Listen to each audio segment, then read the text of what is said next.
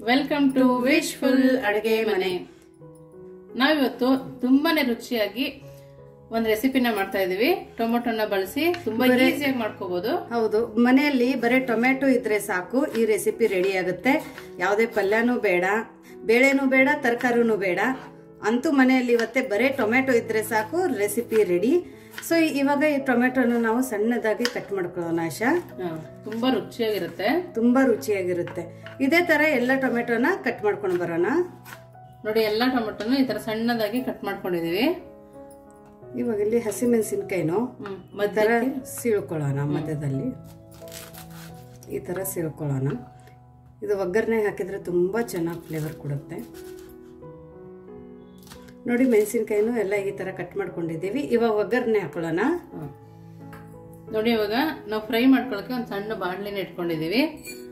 1 spoon ಆಗೋಷ್ಟು ಜೀರಿಗೆನ ಹಾಕೊಂಡಿದೀವಿ.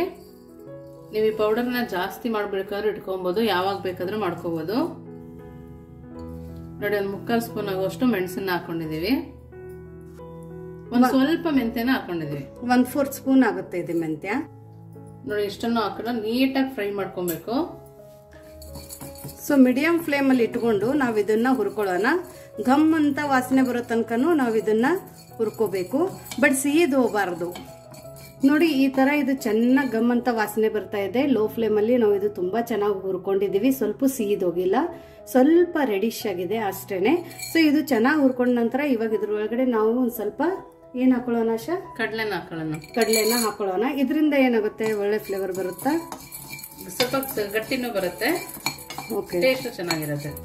Just ಇದು 1 second ಅಷ್ಟೇ ಕಡಲೆನ ಹಾಕೊಂಡು ಹುರ್ಕೊಳ್ಳೋಣ. ಸೊ ನೋಡಿ, ಇದು ಚೆನ್ನಾಗಿ ಹುರ್ಕೊಂಡಿದೆ. ಇವಾಗ ಫ್ಲೇಮ್ ಅನ್ನ ಆಫ್ ಮಾಡಿಬಿಟ್ಟು ಇದನ್ನ ಆರಿದ ನಂತರ ನಾವು ಮಿಕ್ಸಿ ಮಾಡ್ಕೊಂಡು ಬರೋಣ. ಇದು ಚೆನ್ನಾಗಿ ಆರಬೇಕು, ಆವಾಗಲೇ ಮಿಕ್ಸಿ ಮಾಡ್ಕೊಳ್ಳಿ. ಸೊ ಅಷ್ಟೊತ್ತನ ಇದು ಆರಿ ಮಿಕ್ಸಿ ಮಾಡ್ಕೊಂಡು ಬರೋ ತನಕ ಇಲ್ಲಿ ನಾವು ಒಂದು ಒಗ್ಗರಣೆನ ಹಾಕೊಳ್ಳೋಣ. ನೋಡಿ, ಇಲ್ಲಿ ನಾನು ದಪ್ಪ ತಳ ಇರೋದೊಂದು ಕುಕ್ಕರನ್ನ ತಗೊಂಡಿದ್ದೀನಿ. ನಿಮ್ಮ ಹತ್ರ ಬಾಣ್ಲಿ ಇದ್ರೆ ಬಾಣ್ಲಿ ತಗೊಳ್ಳಿ, ಕಡಾಯಿ ಇದ್ರೆ ಕಡಾಯಿನ ತಗೊಳ್ಳಿ. ಬಟ್ ತಳ ಮಾತ್ರ ದಪ್ಪ ಇರಬೇಕು. ಇವಾಗ ಇದು ಬಾಣ್ಲಿ ಚೆನ್ನಾಗಿ ಬಿಸಿ ಆದ ನಂತರ ಇದ್ರ ಒಳಗಡೆ ನಾವು ಒಂದು 2 ಸ್ಪೂನ್ ಅಷ್ಟು ಎಣ್ಣೆ ಹಾಕೊಳ್ಳೋಣ. ಎಣ್ಣೆನೂ ಜಾಸ್ತಿ ಬೇಕಾಗಿಲ್ಲ. ಸೊ ಕಡಿಮೆ ಸಾಮಗ್ರಿಯಲ್ಲಿ ನಾವು ಈ ತರ ಒಂದು ರೆಸಿಪಿನ ಮಾಡ್ಕೋಬಹುದು. ಎಣ್ಣೆ ಚೆನ್ನಾಗಿ ಕಾಯ್ದಿರ್ಬೇಕು.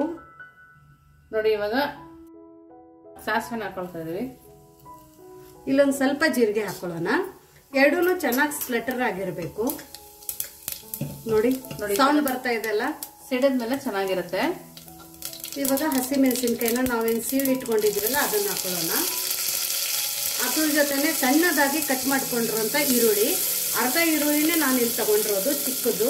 ಜಾಸ್ತಿ ಈರುಳ್ಳಿ ಬೇಕಾಗಲ್ಲ ಪ್ರತಿಭಾ? ಅಲ್ಲ, ಸ್ವಲ್ಪನೇ ತಗೋಬೇಕು.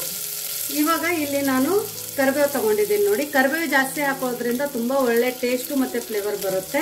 ಈ ಕಡ್ಡಿನ ತೆಗೆದಿಟ್ಕೊಳ್ಳೋಣ, ಆಮೇಲೆ ಇದ್ರದ್ದು ಯೂಸ್ ಆಗುತ್ತೆ. ಇವಾಗ ಬರೀ ಇದು ಕರಿಬೇವನ್ನ ಮಧ್ಯದಲ್ಲಿ ಒಂದ್ಸರ್ತಿ ಹಿಂಗೆ ಕೈಯಿಂದ ಕಟ್ ಮಾಡಿ ಹಾಕೊಳ್ಳೋಣ. ತುಂಬಾ ಚೆನ್ನಾಗಿ ರುಚಿ ಬರುತ್ತೆ.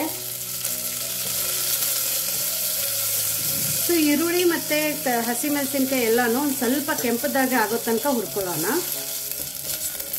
ನೋಡಿ, ಈ ತರ ಫ್ರೈ ಮಾಡ್ಕೋಬೇಕು.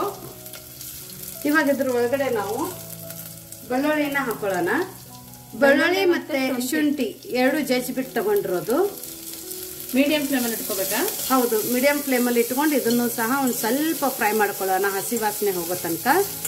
ಬೆಳ್ಳುಳ್ಳಿ ಮತ್ತೆ ಶುಂಠಿ ಒಂದ್ ಸ್ವಲ್ಪ ಜಾಸ್ತಿ ಕ್ವಾಂಟಿಟಿಯಲ್ಲಿನೇ ಹಾಕೊಳ್ಳಿ. ಶುಂಠಿ ಸ್ವಲ್ಪ ಕಡಿಮೆ ಕ್ವಾಂಟಿಟಿ, ಬೆಳ್ಳುಳ್ಳಿ ಜಾಸ್ತಿ ಕ್ವಾಂಟಿಟಿನ ಹಾಗೂ ನಡೆಯುತ್ತೆ. ಇಲ್ಲ ನಿಮ್ಗೆ ಸ್ವಲ್ಪ ಈ ರಸಮ್ ಸ್ಟ್ರಾಂಗ್ ಬೇಕು ಅಂದ್ರೆ 2 ಈಕ್ವಲ್ ಕ್ವಾಂಟಿಟಿಯಲ್ಲಿ ಹಾಕೊಳ್ಳಿ. ನೋಡಿ, ಇದನ್ನು ಚೆನ್ನಾಗಿ ಫ್ರೈ ಆಗಿದೆ.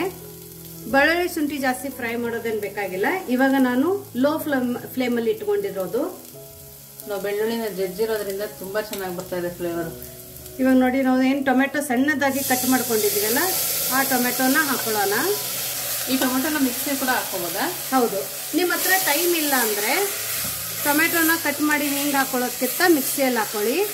ಸೊ ಇವಾಗ ಫ್ಲೇಮನ್ನ ಹೈ ಫ್ಲೇಮಲ್ಲಿ ಇಟ್ಕೊಂಡು ನಾವು ಇದನ್ನ ಚೆನ್ನಾಗಿ ಸ್ಮ್ಯಾಶ್ ಆಗೋ ತನಕನೂ ಹುರ್ಕೋಬೇಕು ಆಶಾ. ಸೊ ಇದೆಲ್ಲನೂ ಟೊಮೆಟೊ ತುಂಬ ಸಾಫ್ಟ್ ಆಗಬೇಕು. ಸಾಫ್ಟಾಗಿ ಇಲ್ಲೇ ಸ್ಮ್ಯಾಶ್ ಆಗೋ ತನಕನೂ ನಾವು ಇದನ್ನು ಹುರ್ಕೋಬೇಕು. ಸೊ ಟೊಮೆಟೊ ಬೇಗ ಸ್ಮ್ಯಾಶ್ ಆಗಬೇಕು ಅಂತೇಳಿ ಇಲ್ಲಿ ನಾನು ರವೆನ ತೊಗೊಂಡಿದ್ದೀನಿ. ನೀವೇನು ಮಜ್ಜಿಗೆ ಕಡಿತೀರಲ್ಲ ಆ ಮಜ್ಜಿಗೆ ಕಡಿಯೋದನ್ನು ತೊಗೊಂಡ್ಬಿಟ್ಟು ಇದನ್ನ ಈ ಥರ ಸ್ಮ್ಯಾಶ್ ಮಾಡುತ್ತಾ ಇಲ್ಲಿ ನಾವು ಹೈ ಫ್ಲೇಮಲ್ಲಿ ಹುರ್ಕೊಳ್ಳೋಣ. ನೋಡಿ ಇವಾಗ ನೀಟಾಗಿ ಸ್ಮ್ಯಾಶ್ ಆಗಿದೆ. ನಾವು ಸ್ವಲ್ಪ ಕೈಯಲ್ಲಿ ಕುಟ್ಟಿ ಸ್ಮ್ಯಾಶ್ ಮಾಡಿರೋದ್ರಿಂದ ಬೇಗ ಸ್ಮ್ಯಾಶ್ ಆಗುತ್ತದು. ನೆಕ್ಸ್ಟ್ ಏನಾಗ್ತದೆ ಪ್ರತಿಭಾ? ಇವಾಗ ಇದ್ರೊಳಗಡೆ ನಾನು ಸ್ವಲ್ಪ ಅರಿಶಿಣದ ಪುಡಿ ಹಾಕೋತೀನಿ. ಅರಿಶಿಣದ ಪುಡಿ ಹಾಕೋದ್ರಿಂದ ತುಂಬಾ ಚೆನ್ನಾಗಿ ಕಲರ್ ಬರುತ್ತೆ.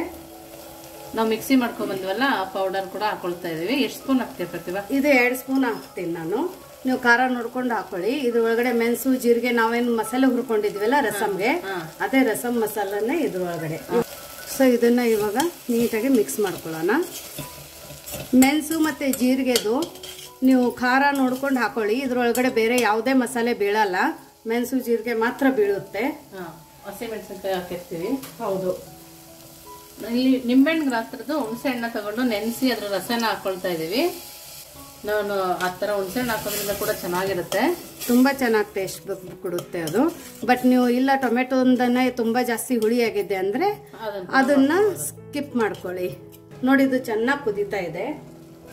ಇವಾಗ ಪ್ರತಿಭಾ ಇವಾಗ ಇದ್ರೊಳಗಡೆ ನಾವು ಬಿಸಿ ಬಿಸಿ ನೀರನ್ನ ಹಾಕೋತಾ ಇದ್ದೀನಿ. ಕುದಿಯೋ ನೀರೇ ನಾನು ಇದ್ರೊಳಗಡೆ ಹಾಕೋತಾ ಇದ್ದೀನಿ. ನೀರ್ ಎಷ್ಟು ಹಾಕ್ಬೇಕು ಪ್ರತಿಭಾ? ನಾನು ಇಲ್ಲಿ 5 ಗ್ಲಾಸ್ ಅಷ್ಟು ನೀರನ್ನ ಹಾಕೊಂಡಿದ್ದೀನಿ ಇವಾಗ, ಅಷ್ಟು ಟೊಮೆಟೊಗೆ. ಒಂದ್ಸರಿ ಟೇಸ್ಟ್ ಮಾಡಿ ಹುಳಿ ಜಾಸ್ತಿ ಇದ್ರೆ ಇನ್ನೊಂದ್ ಗ್ಲಾಸ್ ಹಾಕೋಬಹುದು. ನಮ್ಮ ಮನೇಲಿ ಎಲ್ಲರಿಗೂ ರಸಮ್ ತುಂಬಾ ಇಷ್ಟ, ಹಾಗಾಗಿ ಜಾಸ್ತಿ ಮಾಡ್ಕೋತಾ ಇದ್ದೀನಿ.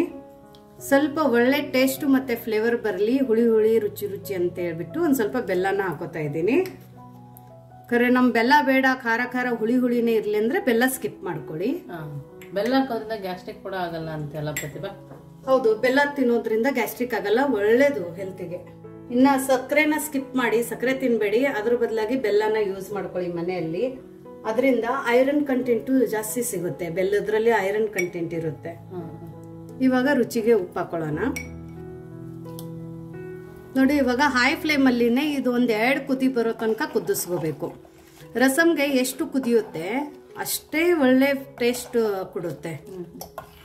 ಅದೇ ಬೇಳೆ ಬೇಡ, ಯಾವುದೇ ತರಕಾರಿ ಬೇಡ, ಶೀತ ಆದಾಗ, ಜ್ವರ ಬಂದಾಗ, ನಾರ್ಮಲ್ ಆಗಿನೂ ಬಾಯಿ ಕೆಟ್ಟಿದೆ ಅಂದಾಗ ಆ ಟೈಮಲ್ಲಿ ನೀವು ಈ ತರ ಮಾಡ್ಕೊಂಡು ಬೇಕಂದ್ರೆ ಲೋಟಕ್ಕೆ ಹಾಕೊಂಡು ಕುಡಿಬಹುದು, ಇಲ್ಲ ಅನ್ನೋದ್ ಜೊತೆನೂ ತಿನ್ಬಹುದು.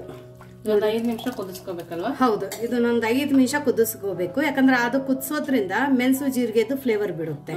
ಸೊ ಇದನ್ನ ಕುದಿಸ್ಕೊಳ್ಳೋಣ. ನೋಡಿ ಇದು ಕುದೀತಾ ಇದೆ.